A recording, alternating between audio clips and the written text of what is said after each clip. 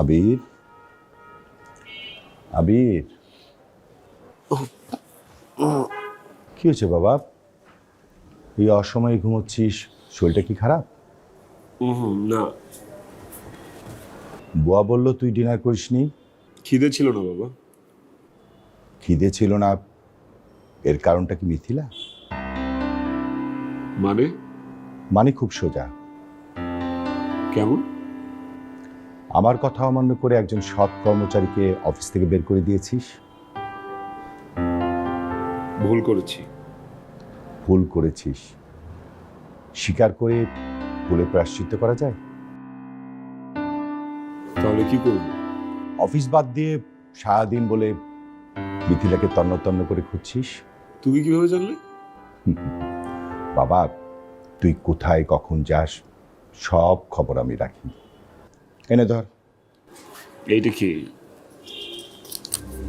মিথিলার নতুন ঠিকানা। তুমি কিভাবে পেলে? সব প্রশ্নের উত্তর জানতে নেই। আবির, মিথিলা কিন্তু খুব বিপদে আছে। বাবা হিসেবে আমি চাই এ সময় তুই মিথিলার পাশে থাক। আমি খুব খুশি হব।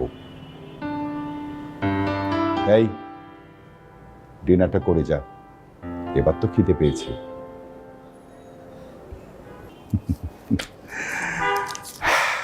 বাবা, থ্যাংক ইউ।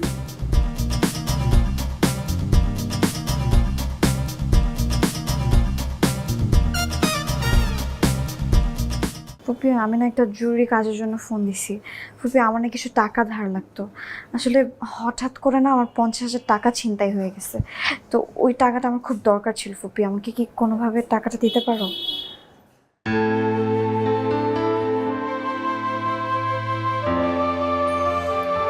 হ্যালো, আসসালামু আলাইকুম চাচু। চাচু, আমার না কিছু টাকা লাগতো চাচু। জানোই তো যে মার জন্য একটু দরকার ছিল। আমার টাকাটা হঠাৎ করে ছিনতাই হয়ে গেছে চাচু। চাচু, একটু দেখো না কোনোভাবে কিছু ম্যানেজ করা যায় কিনা। চাচু, টাকাটা খুব বেশি ইম্পর্ট্যান্ট।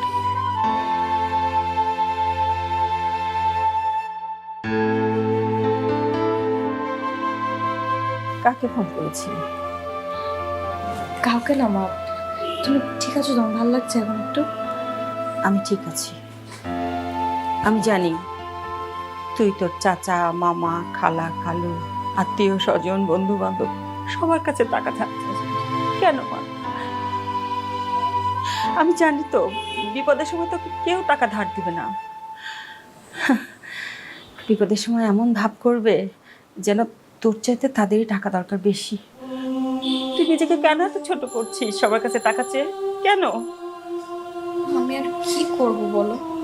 আমার কাছে তো আর কোনো অপশন নাই।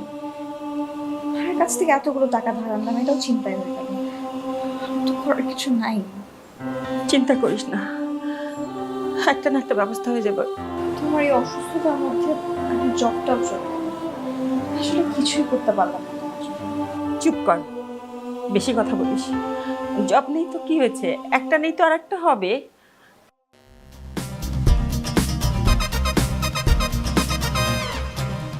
কাকে খুঁজছেন?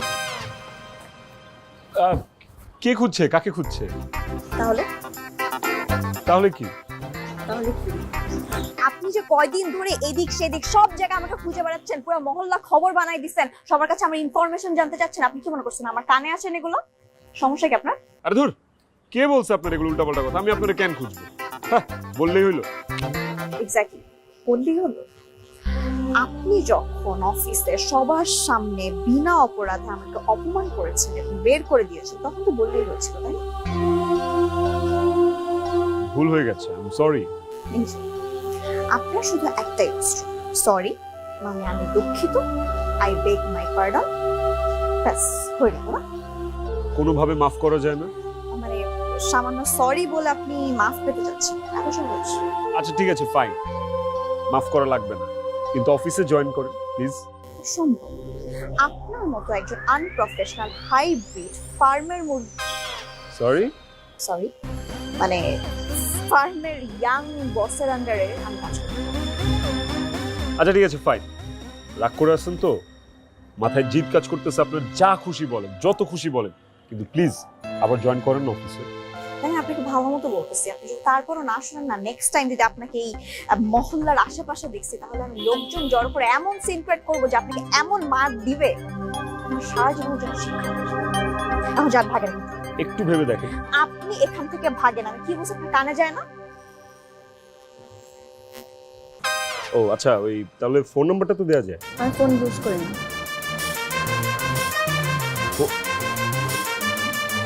এই যুগের মেয়ে ফোন ইউজ করে না? আমারে বলদ বানাইল।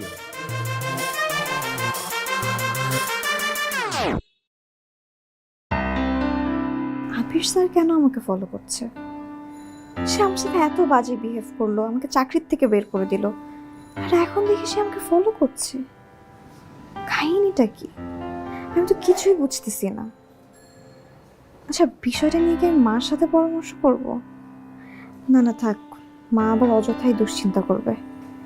কিন্তু কাহিনীটা কি? বাবা, তোমার পরিচয়? তোমাকে তো ঠিক চিনলাম না। আন্টি, আমি আবির। তা কার কাছে এসেছো? আপনার কাছে এসেছি। আমার কাছে মানে? জি আন্টি, কিছু কথা ছিল। ও ঠিক আছে, বলো। আন্টি, মিথিলা অ্যাকচুয়ালি আমাদের কোম্পানিতেই জব করতো। আমি ওই কোম্পানির এমডি। বাবা অসুস্থ হয়ে যাওয়ার পর আমি রেগুলারলি বসছি অফিসে। এখন কোম্পানির টোটাল দায়ভারটাই আমার উপরে। কারণ আমার একটা ভুল হয়ে গেছে, আমি আসলে ওকে বুঝতে পারিনি। মিথিলা অনেক অনেস্ট ছিল, ওর কাজের প্রতি ডেডিকেশন ছিল, সব কিছু ছিল, বাট আমাকে না আন্টি অন্যান্য কিছু এমপ্লয় মিলে বায়াস্ট করে ফেলেছিল। ওর কোনো দোষ নেই, স্টিল আমি ওকে ভুল বুঝেছি। ফাইনালি ভুল বুঝে আন্টি ওকে আমি চাকরি থেকে বের করে দিয়েছিলাম। আমি সরি আন্টি, আমি আসলে তীব্র অনুশোচনায় ভুগছি আন্টি। আমি কি করবো জানি না। আপনার কাছে এসেছি একটা সলিউশনের জন্য, আপনি চাইলেই পারবেন। প্লিজ আন্টি, মিথিলাকে আবার একটু জয়েন করতে বলুন অফিসে। এত কিছু হয়ে গেল, আমি কিছুই টের পেলাম না। মেয়েটা মনে মনে সব কষ্ট একাই বয়ে বেড়াচ্ছে। বাবা মামা মেয়ে, এদিকে আমিও অসুস্থ। ওর জন্য এখন আমারই খারাপ লাগছে। আন্টি, আপনিই পারবেন ওকে ম্যানেজ করতে। আন্টি সামহাও একটু ম্যানেজ করেন প্লিজ। কিন্তু কিভাবে? ওর তো বিয়ে ঠিক হয়ে গেছে বাবা, ও চাকরি করবে কিভাবে? মানে? হ্যাঁ, আমার বড় ভাইয়ের ছেলের সাথে ওর বিয়ে ঠিক হয়েছে, সামনের মাসে ওর বিয়ে।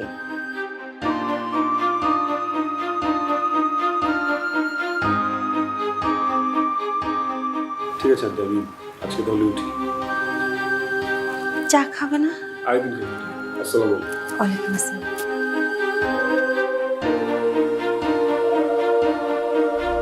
তোমায় পেতে অন্তর আজ করে আহাজারি,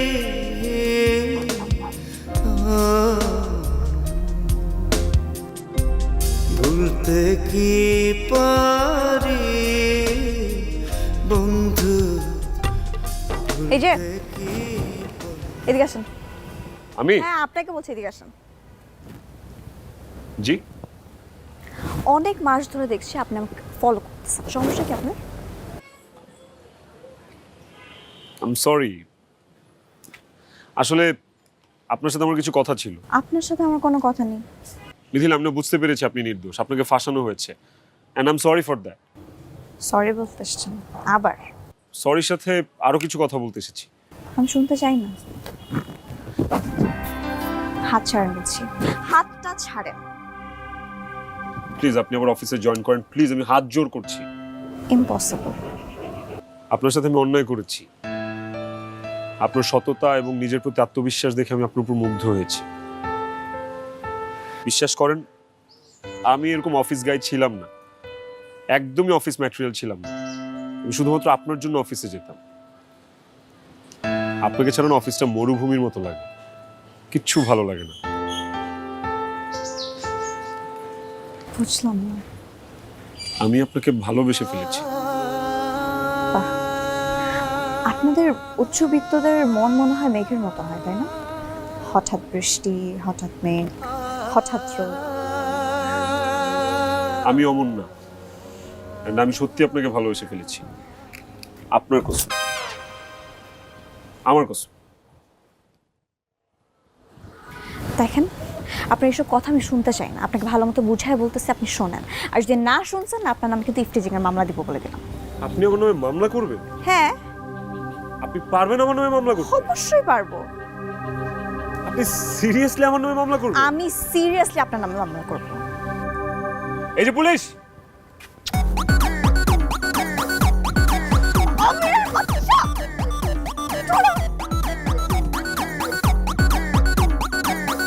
শোন, গতকালকে আবির এসেছিল, ওর ভুল বুঝতে পেরেছে। ও আমাকে বললো যে আবার তোকে জয়েন করতে। অসময় আবার কে এলো দেখতো। আমি দেখছি, তুমি বসো না।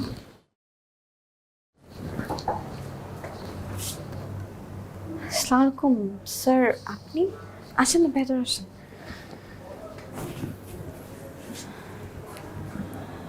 আসসালামু আলাইকুম আন্টি, আমার বাবা। আসসালামু আলাইকুম। ওয়ালাইকুম সালাম। বসুন।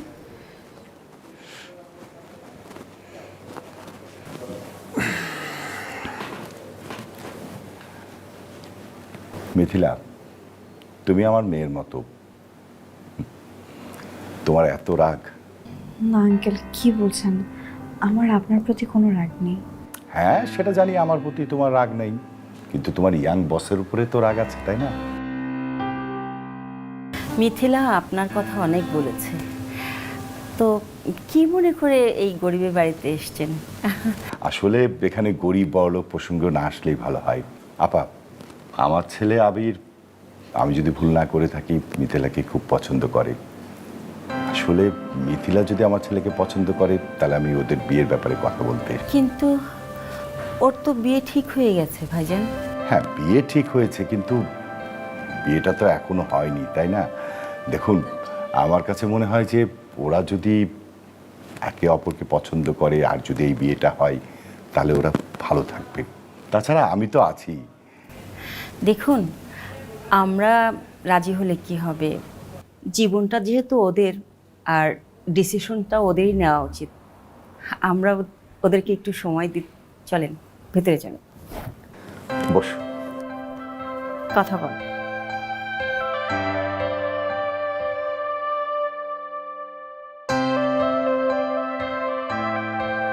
আপনি যেহেতু সিদ্ধান্ত নিয়েছেন কোনোভাবেই অফিসে জয়েন করবেন না, আমার কাছে একটা অফার আছে, একটু শুনে দেখতে পারেন। কি অফার? আপনি হোম অফিসে জয়েন করেন। মানে আই মিন, বউ হিসেবে বাসাতেও থাকলেন, আবার বাসা থেকে অফিসও করলেন। হোয়াট? আমি আপনার বউ হলাম কবে? আমিও বা এমডি হলাম কবে? নামমাত্র এমডি ছিলাম। বউ হবেন, আমিও সত্যিকারের এমডি হয়ে আপনাকে দেখাবো। আর এমডি হওয়ার পর যদি আপনার ভাব বেড়ে যায়? পাগল, মাথা খারাপ আমার। ন্যাড়া বেলতলা একবারই যেমন শিক্ষা হয়ে গেছে। সরি। মনে থাকবে তো? সারা জীবন মনে থাকবে। আর যদি ভুলে যান? ভুলে গেলে আর কি, আপনিও ভুলে যাবেন। কি? কিরি, মজা করছি। কোনোদিন ভুলবো না। তাইলে ঠিক আছে। তাহলে কি বাবাকে দিয়ে অ্যাপয়েন্টমেন্ট লেটার পাঠাবো? Yes, can boss.